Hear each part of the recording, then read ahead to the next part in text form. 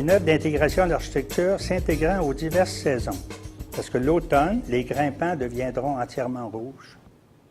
Je vais passer les images. Alors, c'est un complexe assez simple, mais là, en le concevant sur les 4 faces, on ne fait pas l'arrière une ruelle, parce qu'il y a des maisons autour. J'ai considéré que les gens avaient tout intérêt à voir, pas une façade, mais un volume, une sculpture, où les 4 vont avoir des grimpants. Et quand va arriver l'automne, c'est des grimpants nordiques, tout va devenir rouge vin. Ils vont se mêler à la murale qui traite de la nature. Et à l'hiver, imaginez ce que ça va faire, parce que c'est une immense murale gravée. Ça veut dire que le givre ou la neige va prendre dans tous les reliefs. Là. Il va arriver l'hiver, il va y avoir juste la structure des grimpants qui vont se mêler à mon dessin. Et il va arriver le printemps avec les verts du feuillage, et la murale va disparaître en partie dans le feuillage. On dit dans 3, 4 ans, 5 ans. L'idée, c'était qu'on intègre la nature à l'architecture. Ce que vous allez, dépendant de la saison, vous allez venir à Val-David, vous allez voir une œuvre en continuelle modification.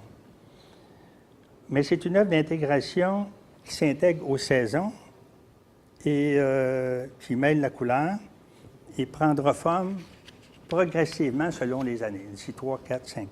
Puis c'est une œuvre signale aussi. Une intégration qui dit que Val-David a des préoccupations environnementales. Moi, j'ai dit au propriétaire, Jacques Dufresne, si tu t'appelles le métro vert, centre d'alimentation vert, tu vas être obligé de changer tes politiques intérieures de fonctionnement. Tu vas aller plus vers le produit bio, recyclage, puis tout ça. Il est en train de le faire.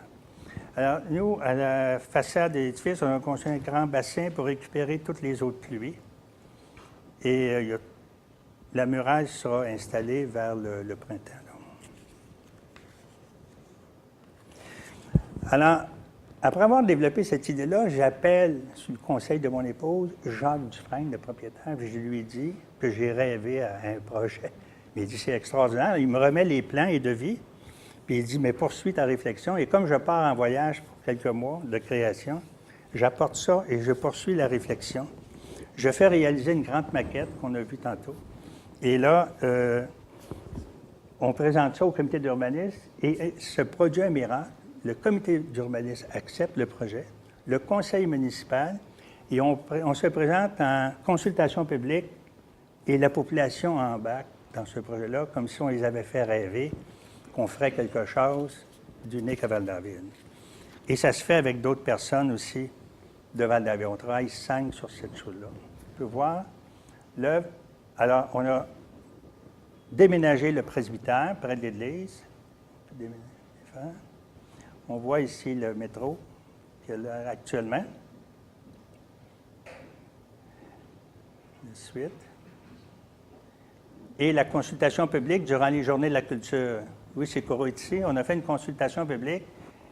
Et on peut dire que la population de Val-David est venue en consultation publique pour voir où on était dans le projet. On est très soutenu par l'idée que ça s'en vient là. C'est bon. Oui, on peut changer. Beaucoup de questions, c'est la première fois que je réalise une œuvre d'art dans l'attente d'un public, avec un public, mais en même temps qu'il y a une grande responsabilité parce que ça va prendre tellement d'espace au cœur du village que je vais être obligé d'assumer la signature et la présence. Alors, il y a un risque là, que j'assume comme artiste. Oui, je peux changer. Oui.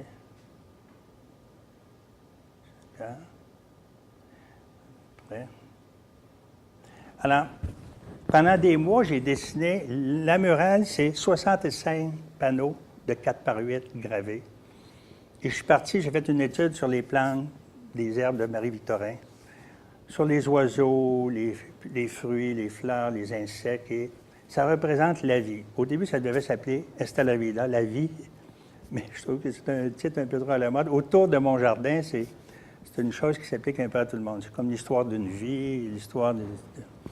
Alors, cette œuvre-là est en cours de réalisation, mais ce projet-là m'a fait comprendre les forces en jeu dans la destruction de nos municipalités. C'est incroyable tout ce que j'ai compris dans ça. Parce que jusqu'à la dernière minute, on s'est fait accepter au conseil municipal, comité d'urbanisme, par la population. Il y a quelqu'un qui est venu acheter les terrains sur la route 117 avec un immense projet de grande surface.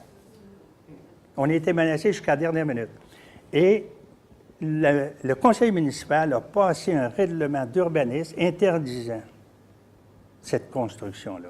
Alors, là, on peut dire que c'est réglé. On va l'avoir, notre centre. Puis il y a interdiction de construire à la porte de Val-d'Avec, qui était l'entrée, là. Vous allez voir les forces qui sont en jeu. Alors,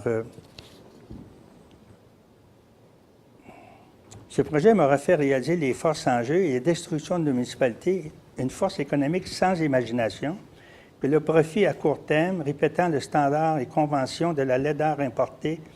À 5 km de Val-David, on a installé un Walmart qui a détruit le centre de Sainte-Agathe. Tous les commerces se déplacent assez rapidement, même la SAQ. Il reste juste la Caisse populaire là, à déplacer. Tous les commerces se déplacent et tous sur la 117. Vous connaissez le modèle. D'immenses stationnements. Et après la consultation publique du métro vert à Val-David, il y a quelqu'un qui est venu me voir et il a dit « Je suis un urbaniste, c'est moi qui ai fait venir le Walmart à Sainte-Agathe. » Puis là, il m'a dit carrément « Bien, c'est des lois économiques, c'est comme ça. »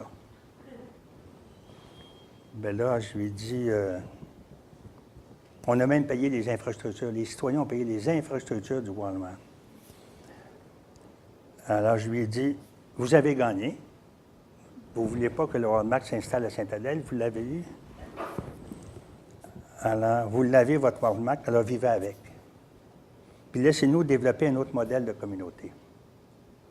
C'est ça que je trouve effrayant. C'est que moi, je ne me lutterai pas contre le système de Walmart mondial, mais qu'on ne permette pas la réalisation de d'autres types de réalisations de communauté.